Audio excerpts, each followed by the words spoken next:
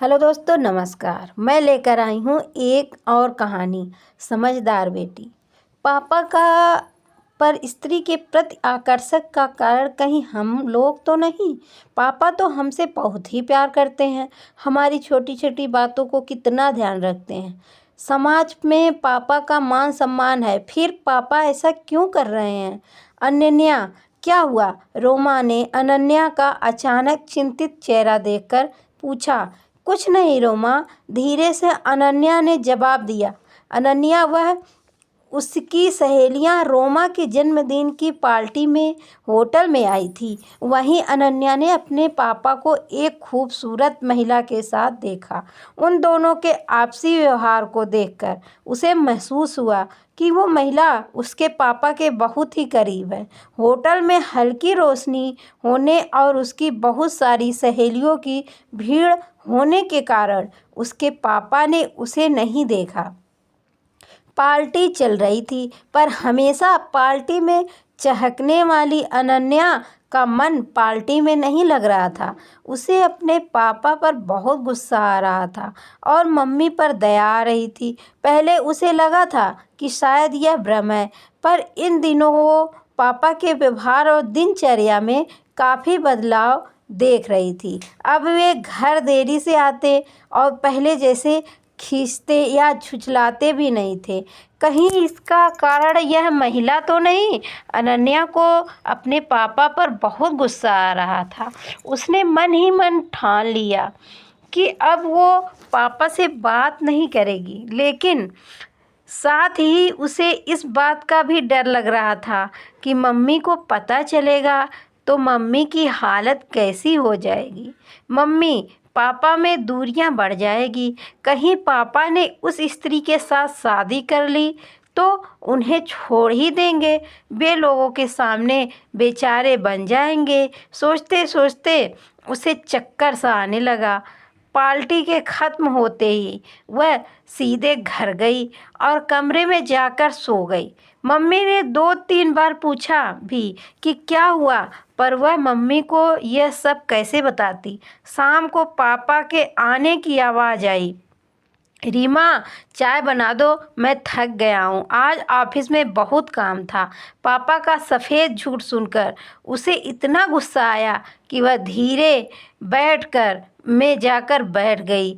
Mummy को असलियत बता दी, पर कहीं कुछ उल्टा हो गया तो मम्मी पापा के बीच जोरदार झगड़ा हो गया और बात बिगड़ गई तो पूरी रात वह सो नहीं पाई। दूसरे दिन पापा के ऑफिस जाने के बाद ही वह कमरे से बाहर आई। रोज की तरह मम्मी फ़ोन पर मशगूल थी, सामने शायद मौसी थी। आधे घंटे के बाद फ़ोन रखकर पूछा कि क्या बात है। उसने सिर दर्द का बहाना बना दिया। मन में चल रही विचारों की आधी से राहत पाने के लिए उसने टीवी ऑन कर दिया। टीवी सीरियल में वही पति पत्नी का झगड़ा आ रहा था। यूँ उसे यह सब देखना पसंद नहीं था, पर आज उसने चैनल नहीं बदला। मैंने तुम्हारे परिवार के लिए अपने आप को पूरी तरह से भुला दिया और तुम बाहर गुलछर्रे उड़ा रहे हो। आखिर मुझमें क्या कमी है? पत्नी रोते हुए बोली। तुम सिर्फ अपने बच्चों, फ़ोन और गृहस्थी में सिमट गई हो। अब मेरे लिए तुम्हारे पास समय ही कहाँ रह गया। पति आगे बिना कोई बहस किए घर से बाहर निकल गया। पीछे पत्नी बड़बड़ाती रही। उसकी सोच की दिशा बदल गई। पापा का पर स्त्री के प्रति आकर्षण का कारण कहीं हम लोग तो नहीं? पापा तो हमसे बहुत प्यार करते हैं, हमारी छोटी छोटी बातों का कितना ख्याल रखते हैं।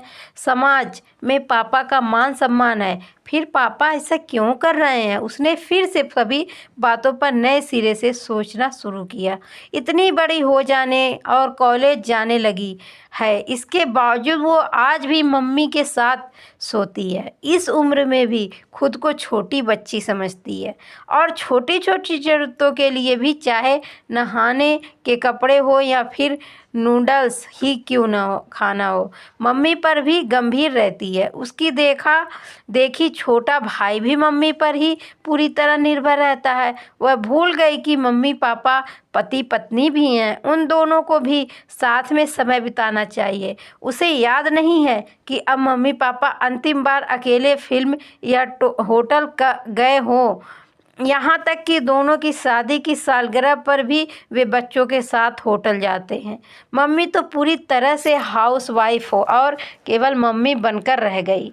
ऊपर से मम्मी को कितने ही फ़ोन भी आते रहते हैं, यहाँ तक कि रविवार और छुट्टी के दिन भी फ़ोन के आने का सिलसिला बदस्तूर जारी रहता है। उसे याद है कि एक दिन पापा ने मजाक में कहा था, जब से फ़ोन आने लगे हैं तब से स्त्री को मायके जाने की ज़रूरत कम ही पड़ती है। उस दिन पापा की बात पर सब कितना हंसते थे, लेकिन वो शायद पापा के अंतर मन के अकेलेपन की व्यथा थी। अब उसे ऐसी कई छोटी बड़ी बातें याद आ रही थी जिन्हें वो सामना समझती थी। अब उसे पापा का इस तरह बदल जाना समझ में आ रहा था। भले ही उसके पापा रास्ता भटक गए हों, पर वह समझदार बेटी की तरह पापा को एहसास कराएगी कि वह ही उनकी मंजिल है। अनन्या ने धृष्टता के साथ सोचा, तब कहीं जाकर उसका मन शांत हुआ। मम्मी आज ब्यूटी पार्लर चलते हैं, उसने मम्मी के गले में बाहें डालते हुए कहा। पर मेरी सहेली की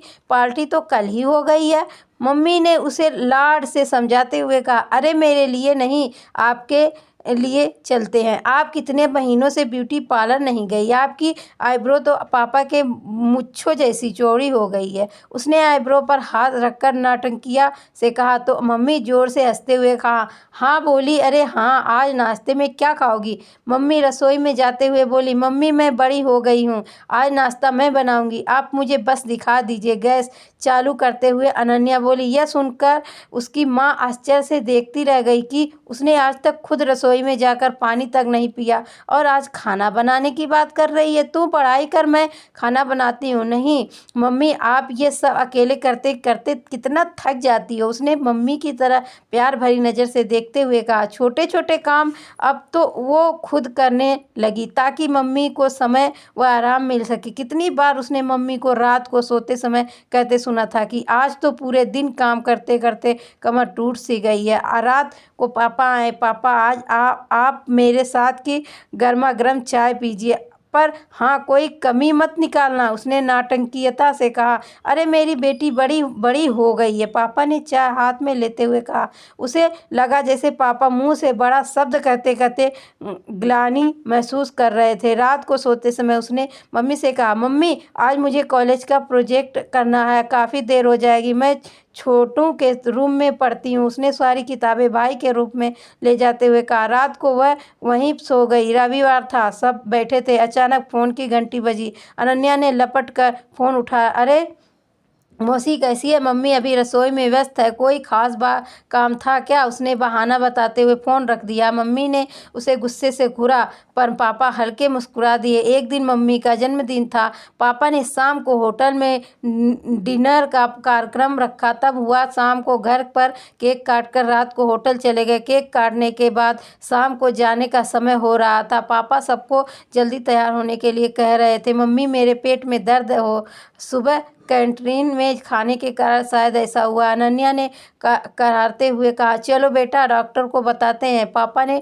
चिंतित होकर कहा, नहीं पापा, पेनकिलर ले लेती हूँ, आप और मम्मी डिनर पर चले जाओ, छोटू ने है ना मेरा ध्यान रखने के लिए। उसने दर्द का नाटक करते हुए कहा। मम्मी पापा उसे छोड़कर जाने को तैयार नहीं हो रहे थे, पर उसने अपनी कसम देकर दोनों को भेजा। वे अनमने से गए। होटल पहुंचकर फ़ोन किया, बेटा तबीयत कैसी है? जवाब में अनन्या छोटू जोर जोर से हंसने लगे। वे समझ गए बच्चों ने उन्हें अकेले भेजने के लिए यह नाटक किया।